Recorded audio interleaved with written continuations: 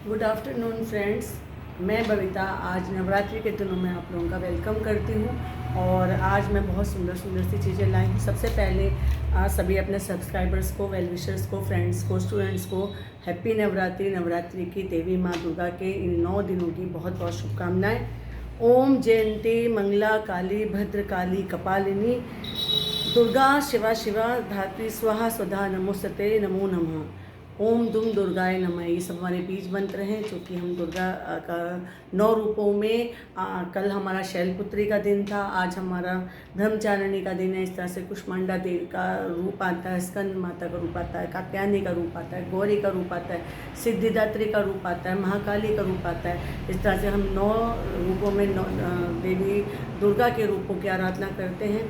Navratri, why we celebrate Navratri, what is the significance of Navratri, what is actually Navratri, why we Indians are very much happy in these days, and what are the significance of Navratri.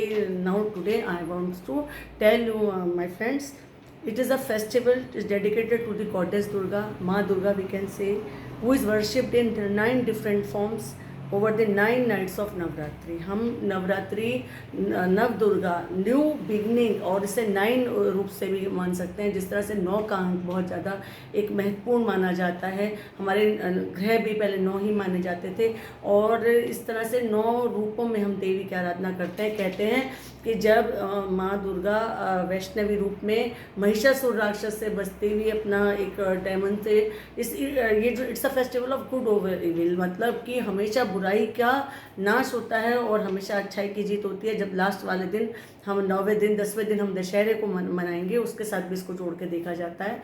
वो उसमें क्या था कि 9 कन्याएं ने देवी का रूप रख के उसमें देवी की साथ हमने उनको पूजा था, तो इस समय 9 कन्याओं को पूजा जाता है और लास्ट वाले दिन अष्टमी के दिन और 9वीं के दिन हम कन्याओं को भोजन कराते हैं, उनके पैरों को धोते हैं, साफ करते हैं और देवी के 9 रूपों के रूप में उनको एक सात्विक भोजन कराया जाता है। और हमारे इंडिया में ये साल में 2 बार मनाया जाता है। ये शारदीय नवरात्र हैं जो कि अब हम मानेंगे। एक तरीके से मौसम भी चेंज हो रहा है क्योंकि it's a celebration of Joy and actually में जैसे कि अब गर्मी ख़त्म हो रही है और विंटर आ रही है, तो सर्दी का एक मौसम का चेंज के टाइम भी अपनी बॉडी में इम्यूनिटी के लिए भी व्रत रखा जाता है ताकि हम फास्ट रखकर सात्विक भोजन कर नॉन वेजिटेरियन को नहीं खाते हैं, प्याज लहसुन नहीं खाया जाता है, एक टाइम भोजन किया जाता है, अन्न का त्याग किया जाता है, फलाहार ज़्यादा लिया जाता है, सात्विक विचार बोले जाते हैं। व्रत का मतलब खाली खाने का ही व्रत नहीं, आपके तामसिक विचारों का भी अंत होना चाहिए। कन्याओं का रूप किस लिए किया जाता है, एक एक करके बात करेंगे। सबसे पहले थोड़ी खुशी की ही बात करेंगे। ये एक नवाचार है 9 महीने के बाद, जिस तरह से कि जो हमारा पीरियड होता है बेबी का, बर्थ का, प्रेगनेंसी पीरियड, वो भी 9 महीने ही माना जाता है। 9 महीने की वजह से एक नया जीवन जन्म लेता है। इस तरह से 9 दिन हम लोग ये व्रत रखते हैं। उसके बाद नवा हमारा एक तरीके से विचार नए होने चाहिए, हमारे शरीर में एक नई क्रांति आनी चाहिए। नए तरह से हम लोग, हमारा जो साल है हमारे हिंदू वर्ष में नवरात्रि के पहले दिन से हम लोग इसका वर्ष को भी नया मानते हैं, हिंदू नववर्ष का पहला दिन मानते हैं। शक्ति रूप है, दुर्गा रूप है, माता रूप है, अम्बा रूप है, गौरी रूप है, काली रूप है, ब्रह्मचारिणी रूप है, देवी रूप है। हम इसमें काली का रूप माना जा सकता है। कहते हैं ना कि जब एक ब्रह्मवादिनी है जो कि एक आपको ज्ञानी का रूप में है, एक सरस्वती का भी रूप है, एक आपको काली का रूप आता है। देवी प्रचंड रूप में भी आती है, जब कोई परेशान होता है, कुछ आता है, तो देवी का एक प्रचंड रूप भी है। माँ गौरी का रूप है और एक लक्ष्मी का रूप आगे जाके दिवाली पे हम देखते हैं। देवी के जितने रूप हैं उन सब रूपों में हम पूजा करते हैं और इसमें इम्यूनिटी बूस्टअप के साथ साथ हमें, अब मैं थोड़ा सा इसको इलेबरेट करके और भी बताऊंगी। जिस तरह से हम लोग भजन करते हैं, पहले तो हमारा जो सारा दिन में व्रत पूजा होती है, शक्ति बीज मंत्र होता है, हवन पूजन होता है, एक टाइम फलाहार होता है, कुट्टू का आटा जिस तरह से खाया जाता है। और 9वें दिन कुछ लोग अष्टमी वाले दिन कन्या पूजन कराते हैं, कुछ लोग 9वीं वाले दिन कन्या पूजन कराते हैं। वो अपने अपने आपकी श्रद्धा होती है। मंदिरों में घंटे होते हैं, देवी के भजन चलते हैं, घरों में कीर्तन होते हैं। ये तो हमारे 9 दिन बहुत सुंदर होते हैं। मैं 9 का अंक बहुत ज़्यादा महत्वपूर्ण मानती हूँ। मेरा अपना जन्मांक भी 9 तारीख ही है। तो जिस तरह से 9 हमारे ग्रह हैं, 9 दिन हैं, 9 महीने में जन्म होता है, तो ये एक नवाचार इसको हम कह सकते हैं। और अब मैं एक दूसरी बहुत इम्पोर्टेंट बात करूँगी कि जब हम कन्याओं को पूजते हैं, कहते हैं ना, शक्ति जो औरत है, स्त्री ही शक्ति है, सिद्धि है, सिद्धिदात्री है और अपने आप में स्वयं सिद्धा है, तो आप उसका कन्या के रूप में तो उसका पूजन करते हैं। उसी स्त्री के साथ जब आप अपनी बहन, माँ, बेटी और अपनी पत्नी और इवन अपनी गर्लफ्रेंड के साथ बहुत इज्जत और बहुत प्यार के साथ रहते हैं, तो अगर हम दूसरों की भी माँ, बहन, बेटी को उसी तरह से स्त्री रूप को एक इज्जत में देखें, एक इंसान के रूप में देखें और उनसे कुछ शिक्षा लें, और उसकी जो स्त्री के अंदर एक धारणा की है कि वो 9 महीने गर्भ में बच्चे को पालती है, बाद में जन्म देने की जो शक्ति ईश्वर ने उसको दी है, उस रूप में उसको पूजें। और उसको जिस तरह से वात्सल्य है, जिस तरह से एक उनके अंदर भाव भंगिमा है, बुद्धि भी है, आजकल तो स्त्रियां किसी भी रूप में कहीं भी कम नहीं है, लेकिन उनमें जो एक शालीनता है, एक सौम्यता है, उस रूप को भी जानें और उनकी एक इज्जत वाले भाव में हम समझें, तो ये जीवन कितना सुंदर हो जाएगा।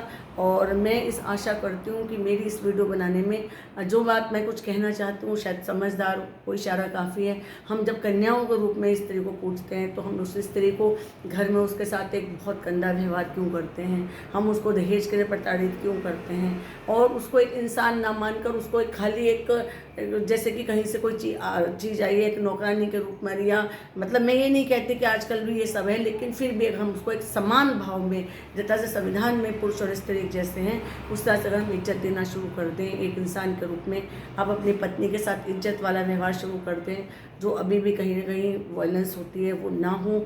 और एक चीज़ मैं और कहूँगी कि जितनी घटनाएं सुनने में आती हैं लड़कियों के साथ, औरतों के साथ समाज में, बाहर, घर, दफ्तरों में, वो थोड़ा उसे कम किया जाए। और तभी इस नवरात्रि का महत्व है, तभी आप देवी के सच्चे में, ये नहीं कि आपने देवी के 9 दिन व्रत रख लिए, लेकिन वैसे आप कन्याओं को, और भ्रूण हत्या तो बहुत ही ज़्यादा पाप है। अब तो खैर बहुत कम हो गया है क्योंकि हमारी साइंस भी बोलने, लेकिन अगर ये हम कन्याओं को पूजते हैं तो हमें माँ के गर्भ के अंदर कन्या को मारने का कोई अधिकार नहीं है। और एज ए काउंसलर भी, एज ए मोटिवेटर भी, एज ए टीचर भी, एज ए माँ भी मैं ये कहना चाहूँगी कि हमें कन्याओं को बहुत ज़्यादा प्यार की, स्नेह की, संरक्षण की ज़रूरत है। तभी वो आगे चल के इंदिरा गांधी और जैसे कि बहुत बड़े बड़े नाम लिए जा सकते हैं, सरोजनी नायडू, मैं तो इतिहास की छात्रा रही हूँ, इतिहास में ऐसे ऐसे नाम हैं, पंडित रमाबाई है, एनी बेसेंट है, सरोजनी नायडू है, सावित्रीबाई फुले हैं, ऐसे ऐसे नाम हैं कि झांसी की रानी है। हमारे गूज बम्स आ जाते हैं कि आज से 100 साल पहले कैसी कैसी स्त्रियाँ हमारे देश में हुई थी। तो उन्हीं सब बातों के साथ मैं आज आप लोगों के साथ नवरात्रि की शुभकामनाएं देने के साथ साथ एक बात भी कहना चाहूँगी कि जब हम अपने अंदर से एक नया रंग भरेंगे, नवरात्रि के असली महत्व को जानेंगे, देवी की पूजा के साथ साथ अपने घर की स्त्री का सम्मान करना शुरू करेंगे, अपने बेटियों का सम्मान करना शुरू करेंगे, जो बेटी बहू बन के हमारे घर में आती है, उस बहू को एक सम्मान, एक इंसान, एक बराबर का स्तर देंगे, तभी इस नवरात्रि की सार्थकता है। और जिसको जो अवसर दें, कहते हैं ना, उड़ने दीजिए, उनके सपनों को साकार होने दीजिए, उनको भी जिस तरह से बेटे के आप सपने साकार करते हैं उनके भी साकार दें। इस तरह से मैं गर्ल्स को भी कहूँगी, लड़कियों को भी कहूँगी कि आप अगर एक नए घर में आते हैं, उस घर को अपना बनाइए, उस घर में अपना प्रेम, अपना स्नेह, जो आप अपने माँ के यहाँ से शिक्षा लेकर आती हैं, उस तरह से उस घर को बांधने की एक शक्ति लाएंगे। कहते हैं ना, स्त्री का मतलब बांधना, पावर, प्योरिटी, पीस, और अपने अंदर you have to that power, you have to give peace, और उसके अंदर आप धारणा, आपके अंदर पेशेंस होनी चाहिए। जो ये कुछ बातें मैं कहती हूँ, पेशेंस, पावर, प्योरिटी, पीस, इसको अपने अंदर लाएंगे तो आपका घर स्वर्ग जैसा हो जाएगा।